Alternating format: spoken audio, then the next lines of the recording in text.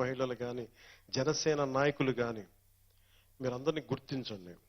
తప్పులు జరిగినా, ఒకసారి ఒక క్షణం అటు ఇటు తప్పులు జరిగినా మళ్ళీ వచ్చి వినండి. మీ అందరూ నాకు ఇవ్వగలిగేది, నాకు రాష్ట్రం మొత్తం 5 కోట్ల మంది ప్రజల్ని చూసుకుని నాకు చిన్నపాటి మనశ్శాంతి ఇవ్వండి అని చెప్పి ఆయనకి ఒకటి చెప్పాను. తప్పులు జరిగినా కానీ మీరు సరిదిద్దుకోండి. అజయ్ గారికి కూడా అదే చెప్పాను.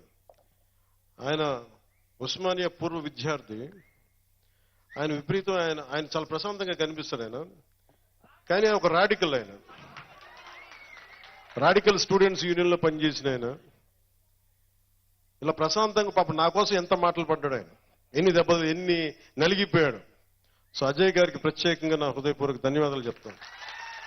పాపం శ్రీనివాస్ గారికి ఎన్ని మాటలు పడ్డారో, నలిగిపోయారు, వారికి నా ప్రత్యేక కృతజ్ఞతలు తెలియజేస్తున్నాను. ఇప్పుడన్నా పవన్ కళ్యాణ్ అనే నేను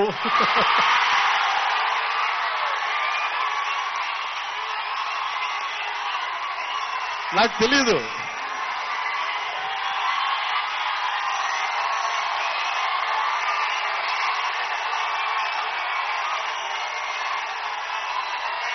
దారుణం ఏంటంటే,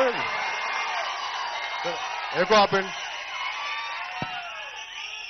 చాలా బాధాకరమైంది ఏంటంటే, మా ఇంట్లో మా వదిన ఎక్సెప్ట్ చిరంజీవి గారు తప్ప పవన్ కళ్యాణ్ అని నేను, మీరు చూసారేమో కానీ టీవీల్లో కనీసం చిరంజీవి గారు తప్ప ఇంకెవరు వినలా. నా కుటుంబ సభ్యులు కానీ, ఇంక మిగతా ఎవరు, అందరూ కూడా ఎవ్వరు, నా స్నేహితులు కానీ సన్నిహితులు కానీ అందరు బస్సుల్లో ట్రాఫిక్లు ఇరుక్కుపోయారు. పవన్ కళ్యాణ్ అయిన శబ్దం మీరు ఒక్కరే అన్నారు. నాకే తెలియదు. అంటే పవన్ కళ్యాణ్ నేను అంటే దానికి అంత